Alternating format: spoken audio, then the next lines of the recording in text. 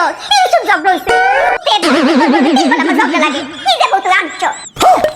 এই এটা আমি বুঝি না আমারটা হেলা বুঝেন দেখলাম কি চলে আমি যদি কই যাই হেলা বুঝেন বা কই আই হেলা বুঝেন কার কেমন কি হতাম কথা আম্মা আমি তোমার ফুট না ফুট না তুই তা আমি তোমার ফুট এলার লগে প্রেম করলাম বিয়া করলাম এর লগে সংসার করতেছি তা আমি কেমনে করতে তোমার মনে প্রশ্ন তুই এর কথা কেমন বুঝো ইশারা ওয়ে ওয়ে গো তোর বউ দেমবা দেব দেবায়া সা হেলা চোখের দিকে চাইলে আমার মনে হয় আমার দুইবার করে আপুর দিকে চাইলে আমার অঙ্ক আমার কাম থেকে তাই ফুটে তোর বেন ডিফেক্টেড লাইক পারে না পাপ না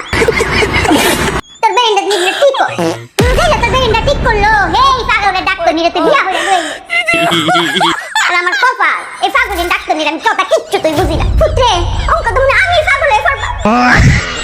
পাগলে যাও না না করছে কিনা তুই পাগলে যাও আমি পাগলে যাই চিকিৎসা তো করবো হেলা হেলে তো এই জন্য বিয়া করে লয়েছি করেই আছে দেখলাম মা তোমার ফুটে কি ব্রেনটা খাটাইছে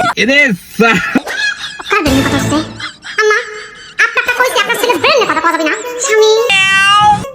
কখন আসিস মাত্রই তারা আসো কিসের জন্য ঘরের মধ্যে যাও তুমি যাও আমি আসছি তোমার হাত পয়সা দেবো যাই তাহলে ও বাবা আমার পুতের লোকে জ্যাম বাবু বাবু তুমি সায়া কথা কই না আমার লোকে কথা করার সময় মুখে মুখে সিধা করে দাও জানা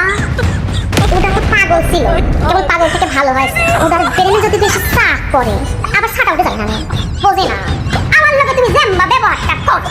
আমিও তো পাগলের বাকি না পাগল এখনো হননি আপনি যেরকম মানে ব্রেনের মধ্যে চাপ নেন আর চাপ দেন এতদিন তো আপনার পাগলের রাতে শুয়ে থাকার কথা এতদিন ঠিক আছে দেখা করে কে বাকি এটাও বুঝেন না আমি এটা বুঝান লাগবে ঝগড়া তো চলে ঠিকঠাক কথা বোঝে না পরে একার মত উল্টো নয় একার কেবা কেম্বা এটা কেবা এটা তো কেম্বা ছাড়া উঠে গেছে বড় করে কেবা